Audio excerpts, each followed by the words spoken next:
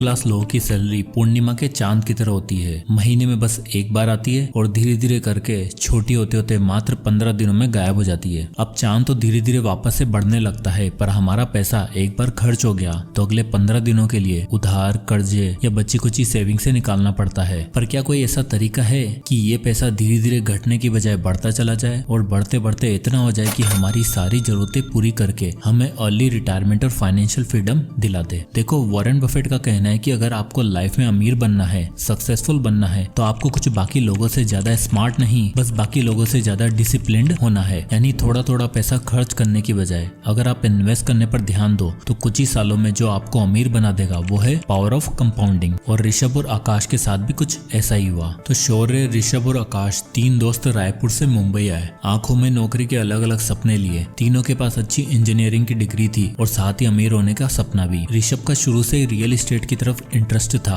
और आकाश का stock market की तरफ। तो वहीं शौर्य सिर्फ अपनी लाइफस्टाइल अच्छी बनाना चाहता था। शौर्य को लाइफ में हर चीज जल्दी चाहिए थी और लकीली तीनों में सबसे पहले नौकरी लगी भी तो शौर्य की। महीने की 30,000 तनख्वाह पे मुंबई में शौर्य ने सारे सपने पूरे करने का डिसीजन बना लिया। मुंबई का पार्टी कल्चर, लिविंग एक्सपेंसेस, खाना पीना और अलग अलग डेस्टिनेशन शौर्य को भी भाग गए और वो हर महीने ये सारी चीजें जरूर एक्सप्लोर करता। 23 साल का शौर्य अब ज्यादा समझदार और इंडिपेंडेंट हो चुका था। उसे फैमिली तो चलानी नहीं थी, बस अपना करियर बनाना था। इसलिए उसने ऋषभ और आकाश से अलग रहने का डिसीजन लिया, जहां उसके बाकी ऑफिस कलीग भी रहते थे। आए तो तीनों साथ थे, पर शौर्य अब अपने ऑफिस के पास वाली सोसाइटी में एक अपार्टमेंट में रहने लग गया था, जहां का रेंट था 10 से 12,000 रुपए और ये जगह उसके ऑफिस से नजदीक भी थी। वहीं आकाश और ऋषभ ओल्ड पनवेल में रहते थे, जहाँ रेंट और प्रॉपर्टीज काफी सस्ते और अपॉर्चुनिटी ज्यादा। अब ऋषभ को शुरू से रियल एस्टेट में इंटरेस्ट था और जब वो पनवेल शिफ्ट हुआ तो शुरू के 3-4 महीने उसके पास नौकरी नहीं थी। वो अपने पिताजी से पैसे मंगवाकर अपना खर्चा चलाता। अब ऋषभ सिर्फ नौकरी नहीं ढूंढ रहा था, वो पनवेल में और नवी मुंबई में रियल एस्टेट प्रॉपर्टी पर स्टडी कर रहा था। 2009 में 23 साल का ऋषभ 10 रुपए की चाय और वड़ा पाव पर गुजारा करके इतनी इन्फॉर्मेशन हासिल कर चुका था कि बस उसे एक बड़ी न्यूज और एक बड़े अमाउंट की जरूरत थी। ऋषभ को पता चला कि नई मुंबई अगले 10-15 सालों में खूब डेवलप होने वाली है। यहाँ मेट्रो आने वाली है और ये ओल्ड पनवेल भी नवी मुंबई के डेवलपिंग हिस्सों में आने वाला है। तो ऋषभ ने एक रियल एस्टेट कंपनी में नौकरी पकड़ी, जहां उसकी तनख्वाह बहुत कम थी, मात्र 15,000 रुपए, पर इन्फॉर्मेशन का भंडार था। सडनली ऋषभ को पनवेल में एक ऐसी प्रॉपर्टी मिल गई जहां कंस्ट्रक्शन शुरू होने वाला था और वहां लैंड अलॉट हो रहे थे। ऋषभ ने अपने पापा को फोन करके 15 लाख रुपए इस प्रॉपर्टी में इन्वेस्ट करने के लिए कहा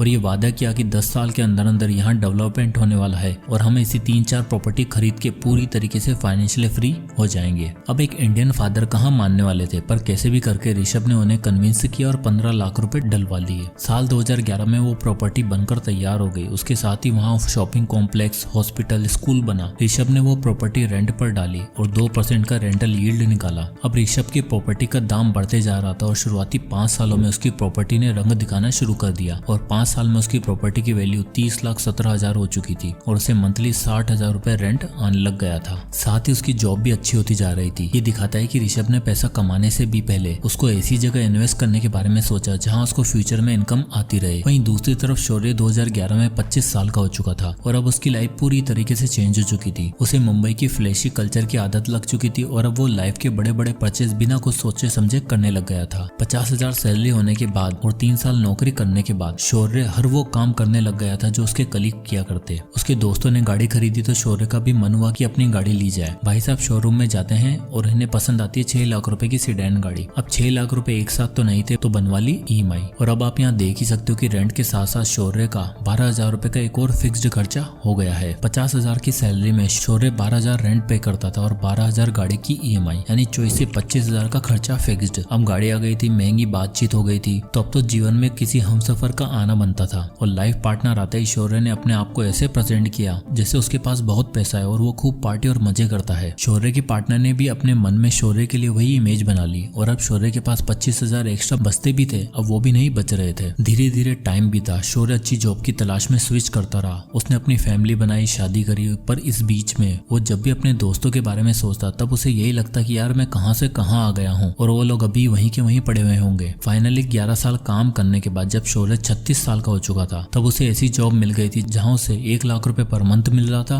और अब शौर्य को लगा कि टाइम आ गया है खुद का घर लेने का। शौर्य और उसकी वाइफ अब मुंबई में एक अच्छा घर की छानबीन में लग गए थे और फाइनली पनवेल में एक प्रॉपर्टी पसंद पसंद आती है 3 BHK अपार्टमेंट, और वो भी फुली फर्निश्ड, जो उन्हें 90 लाख रुपए मिल रहा था। अब 1 लाख की सैलरी वाला आदमी, चलो दोनों मियाँ बीवी की कंबाइंड इनकम 2 लाख भी मान लो, तो 90 लाख तो एक साथ अफोर्ड कर नहीं सकते थे। इसलिए उन्होंने 20 लाख की सेविंग से डाउन पेमेंट करी और बचे 70 लाख की EMI बनवा ली। अब आप यहाँ देख ही सकते हो कि लगभग 58,000 पर मंथ की EMI पे उन्होंने फाइनली अपना ड्रीम हाउस ले ही लिया। सारा पेपर वर्क और लोन प्रोसीजर कंप्लीट होने के बाद जब प्रॉपर्टी ओनर का खुलासा हुआ तो शौर्य के होश ही उड़ गए। असल में जिस नवी मुंबई में शौर्य ने प्रॉपर्टी खरीदी थी वो ऋषभ की ही प्रॉपर्टी थी, एग्जैक्टली वही प्रॉपर्टी जो उसने 2011 में 15 लाख रुपए की खरीदी थी। और अब आप यहाँ देख ही सकते हो कि 11 साल बाद यानी 2022 में जब वो अपनी प्रॉपर्टी बेचने गया तब उसकी वैल्यू 69,78,000 रुपए हो चुकी थी और उसने शौर्य को वही फ्लैट 90 लाख रुपए में बेचा। दरअसल ये परिवर्तन इसलिए हो पाया क्योंकि 2011 में दिखने वाला पनवेल अब 2022 में कुछ ऐसा दिखता था, जहाँ सब कुछ पूरी तरीके से डेवलप्ड हो चुका था। ऋषभ ने जो स्पेकुलेट करके प्रॉपर्टी का दाव खेला था वो बिल्कुल सही बैठा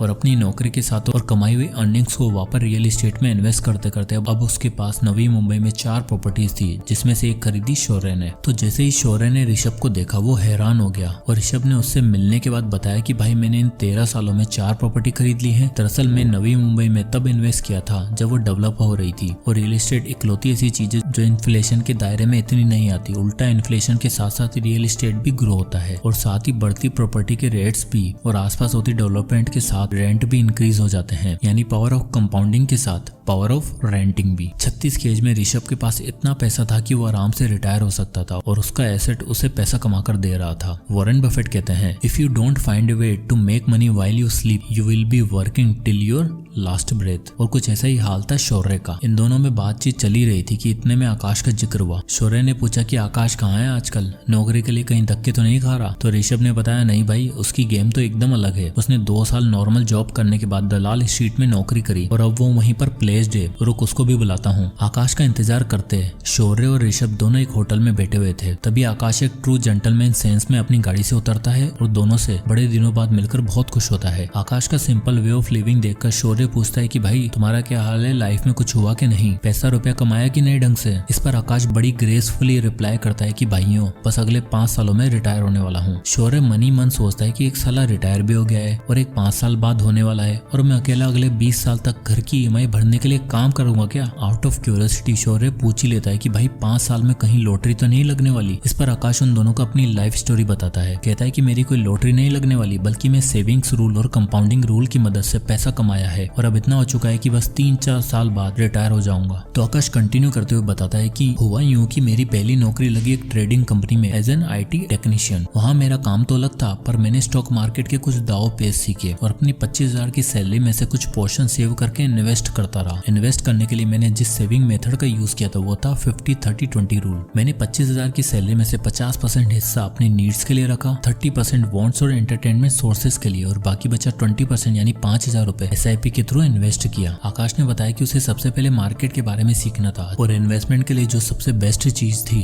वो था इंडेक्स फंड। इसलिए उसने 5,000 रुपए इंडेक्स फंड में SIP करने का फैसला लिया। इंडिया में निफ्टी 50 इंडेक्स फंड सालाना 10 से 12% का रिटर्न देता है और स्टॉक इस बीच में कैसे परफॉर्म करते हैं आकाश ने अच्छे से सीख लिया था। 5 साल इन्वेस्ट करने के बाद और स्टॉक मार्केट के बारे में सीखने के बाद आकाश को समझ आ चुका था कि अब अगर पैसा कमाना है और अर्ली रिटायरमेंट चाहिए तो अपना बिजनेस बिल्ड करने के साथ साथ इन्वेस्टिंग शुरू करनी होगी। आकाश अब अपनी जॉब के साथ साथ फ्रीलांस फाइनेंशियल असिस्टेंट भी दिया करता था। 28 की उम्र में जहां लोगों को समझ नहीं आता कि UPSC की पढ़ाई करें या नौकरी करें, वहीं आकाश 3 काम करके पैसा कमा रहा था और महीने का 1 से सवा लाख रुपए अर्न कर रहा था। इसके बाद आकाश ने बताया कि सबसे पहले मैंने जो 5 साल SIP से पैसे बनाए थे उसको मैंने विड्रॉ किया। उसने बताया कि 5 सालों में उसने निफ्टी 50 इंडेक्स फंड जो उन्हें एवरेज सालाना 10 से 12% का रिटर्न दे रहा था, वहां से उसके 5,000 रुपए 10% के स्टेप अप से 5 सालों में 4,92,000 रुपए बन चुके थे। इन 4,92,000 में से उसने 8,000 एक्स्ट्रा ऐड किए और सबसे पहले 5 लाख रुपए की लमसम इन्वेस्टमेंट करी स्टॉक्स में। इस स्टॉक पोर्टफोलियो में उसे 17% का एवरेज रिटर्न मिल रहा था और आप 10 साल बाद देख ही सकते हो उसके पास कितना पैसा हो चुका होगा, 24 लाख रुपए। पर आकाश जानता था कि अर्ली रिटायरमेंट के के लिए सिर्फ इतना काफी नहीं था, इसलिए उसने निफ्टी 50 इंडेक्स फंड में फिर से SIP करने का फैसला किया, पर इस बार 5,000 की नहीं बल्कि एक तगड़े अमाउंट की। आकाश चाहता था कि वो मात्र 10 से 12 साल में 1 से 1.5 करोड़ के अमाउंट को सिक्योर करने के बाद रिटायर हो जाएगा, जिसके लिए उसने डिसाइड किया कि हर महीने वो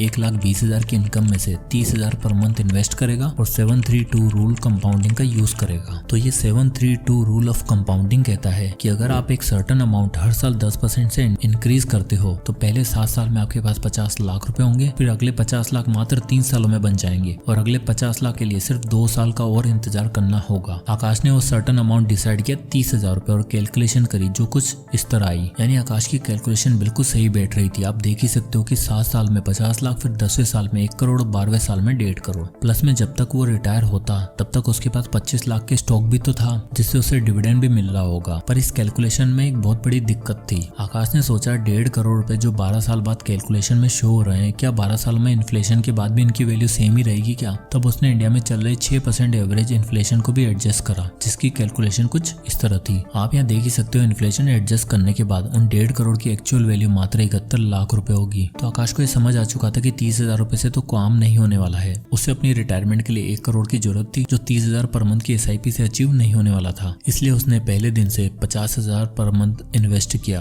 और अब आप रिजल्ट देख ही सकते हो। 732 रूल ऑफ कंपाउंडिंग, उसका 1 करोड़ का टारगेट 12 साल में आराम से अचीव हो जाएगा, वो भी आफ्टर इन्फ्लेशन। यानी अगर तीनों दोस्तों में देखा जाए तो आकाश ने बाकी दोनों को आराम से आउट प्ले कर दिया। चलो ऋषभ को तो रियल एस्टेट में पावर ऑफ कंपाउंडिंग देखने को मिल गई और 36 की एज में वो फाइनेंशियली फ्री भी हो गया। अब देखो रियल एस्टेट में आपको बल्क में कैपिटल चाहिए जो सही टाइम पे ऋषभ के पापा ने डाल दी। पर आकाश की टेक्निक और मल्टीपल इनकम सोर्सेज से पैसा कमाने की अप्रोच सबसे ज्यादा रियलिस्टिक और एप्लीकेबल लगती है, जिसको शौर्य ने कभी समझने की कोशिश ही नहीं करी। अभी 36 की एज में ऋषभ रिटायर हो चुका था और आकाश भी 3-4 साल बाद रिटायरमेंट लेने ही वाला था। पर शौर्य वो तो अभी 20 साल और नौकरी करेगा क्योंकि उसके घर की EMI जो चुकानी है, बच्चे का महंगा स्कूल में एडमिशन करवाया है, उसकी फीस भी भरनी है और जो महंगी लाइफस्टाइल शुरू से बनाई थी उसे मेंटेन भी तो करना है, जिसमें आराम से 1 से 1.5 लाख रुपए खर्च हो ही जाएंगे। ये एक सबसे बड़ा डिफरेंस है रिच और मिडिल क्लास माइंडसेट के लोगों में। मिडिल क्लास माइंडसेट के लोग पैसा आते ही उसे 10 जगह खर्च करने की सोचते हैं। आप में से कितने ऐसे होंगे जिनकी सैलरी आने से पहले एक शॉपिंग लिस्ट रेडी होती है? कमेंट में यस लिखो।